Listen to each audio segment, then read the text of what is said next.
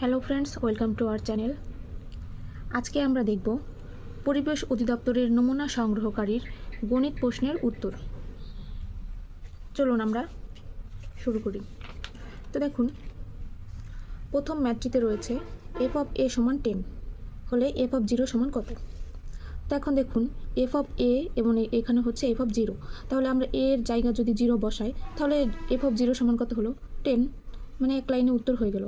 কিন্তু যদি এই সাইডে কোনো এ থাকতো অথবা অন্য কিছু থাকতো, সেক্ষেত্রে কিন্তু এর জায়গায় আমরা 0 বসাইতাম। যেহেতু এখানে শুধুমাত্র এ আছে আর কোনো সংখ্যা নাই, সেক্ষেত্রে এর এফ অফ 0, 1, 2 যাই বসানো হোক, সেক্ষেত্রে সেটার মান হবে হচ্ছে 10। তাহলে এফ অফ এ সমান সমান কত হবে? এফ অফ এ সমান 10 হলে এফ অফ 0 সমান সমান 10।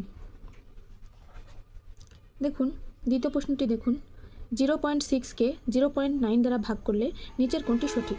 তো দেখুন, 0.6কে 0.9 দ্বারা ভাগ, তো 0.6কে যদি 0.9 দ্বারা ভাগ করি তাহলে উপর থেকে নিচ থেকে আমরা হচ্ছে দশমিকটা উঠিয়ে দেবো। তাহলে 6/9 এখানে হয় হচ্ছে, কাটাকাটি করলে হয় হচ্ছে 2 দিয়ে কাটলে এখানে হয় হচ্ছে 3 দিয়ে কাটলে এখানে হয় হচ্ছে 2, এখানে হয় হচ্ছে 3, অর্থাৎ 2/3। এখন 3কে আবার কী করবো, 2 দিয়ে ভাগ করলে এখানে হচ্ছে 2 তো যায় না, তাহলে 0 পয়েন্ট দেবো একটা, এখানে 0, এখানে 3, 6, 18, এখানে থেকে 2, এখানে একটা 0 দিলে 3, 6, 18, এরকম আবার 2, আবার 6 দিলে এখানে 18, এভাবে চলতে থাকবে। অর্থাৎ 0.6 dot dot dot dot dot, অর্থাৎ তার মানে দেখা হচ্ছে 0.6-এর মাথায় পুনঃপুনিক, অর্থাৎ 0.6 বারবার। তাহলে দেখুন এখানে উত্তর আছে 0.6 পুনঃপুনিক 0.9, 0.23, 0.3, তাহলে এখানে উত্তর হবে 0.6 এর মাথায় পুনঃপুনিক। পরবর্তী কোশ্চেনে দেখুন, 2, 6, 14, 30 ধারাটির পরবর্তী সংখ্যা কত।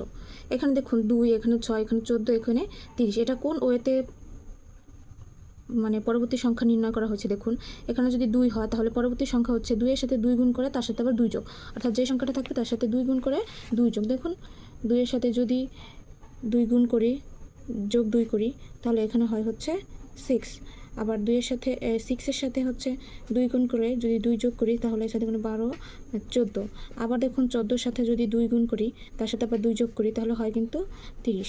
তাহলে এই ক্ষেত্রে আমার পরবর্তী সংখ্যা কত দাঁড়ায়, 30-এর সাথে যদি আমরা হচ্ছে 2 গুণ করে যোগ 2 দেই তাহলে 30 দুগুণে 60 আর 2 62। তাহলে এটার উত্তর কত হচ্ছে 62। দেখুন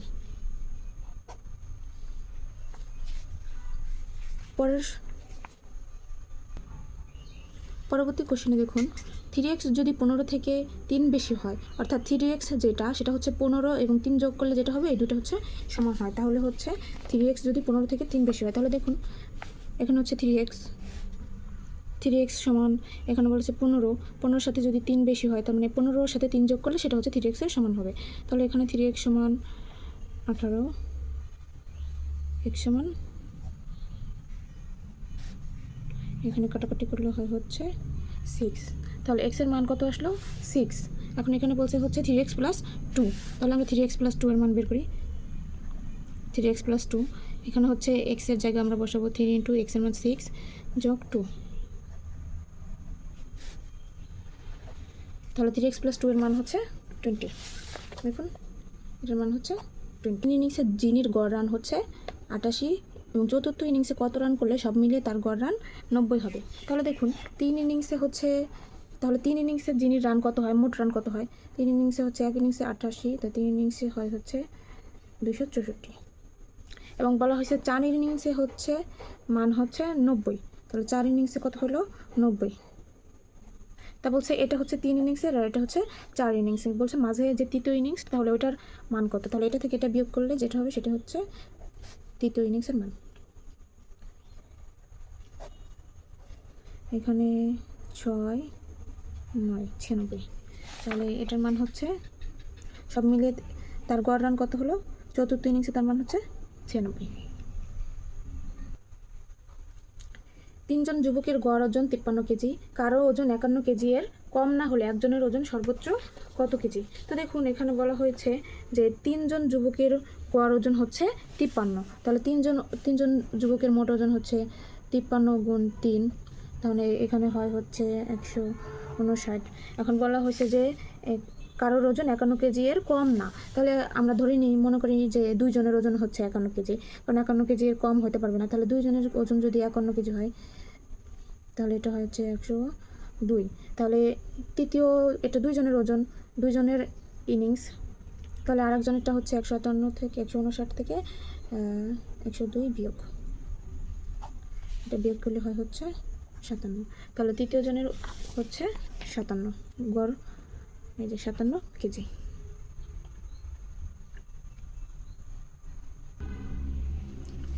সাত নম্বর প্রশ্ন দেখুন, 80 টাকার 2.5% কত?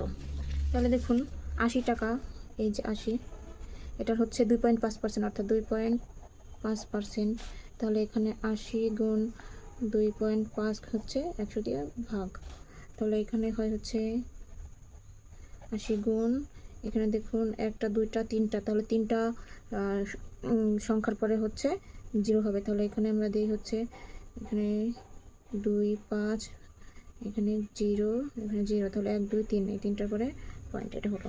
আবার এখানে দেখুন 80 দিয়ে যদি গুণ করি, তাহলে হয় হচ্ছে এখানে গুণ করলে হয় হচ্ছে 0 0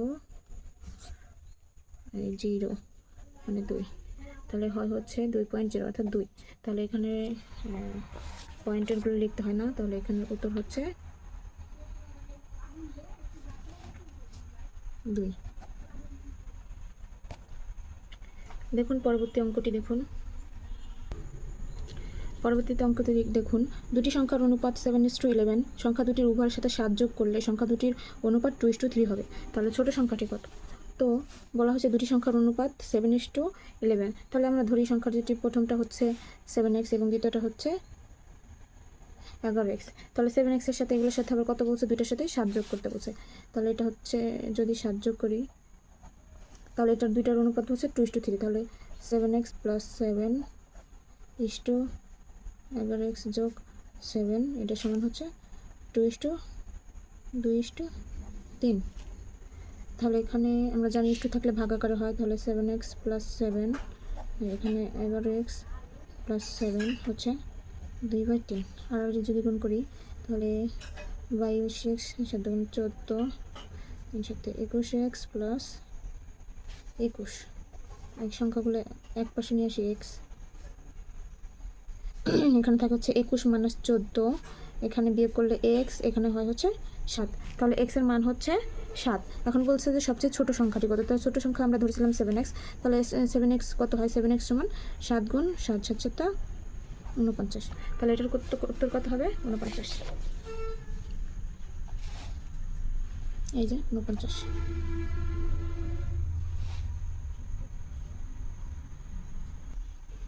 নয় দেখুন, সৌম্য এবং অলোকের বর্তমান বয়স 35 এবং 25 বছর।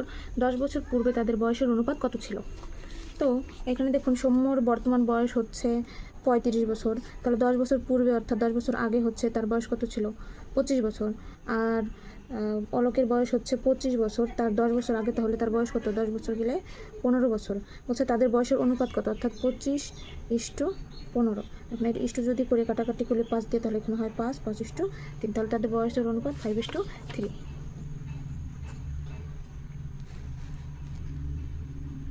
পরবর্তী প্রশ্ন দেখুন, 10 একরে কত বর্গ গাছ? তো আমরা জানি হচ্ছে 1 একর সমান হচ্ছে 4840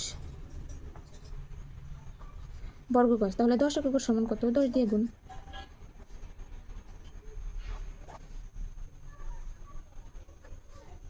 এটা গুণ করলে 4 8, এটা বর্গ গাছ। তাহলে সঠিক উত্তর কত হচ্ছে? গ। পরবর্তী অঙ্কটি দেখুন, কোনো লঘিষ্ঠ সংখ্যার সাথে 3 যোগ করলে যোগফল 24 36 48 দ্বারা বিভাজ্য হয়। অর্থাৎ লঘিষ্ঠ বা ছোট সংখ্যা বলে, তাহলে সেগুলোর হচ্ছে লসাগু বের করতে হয়।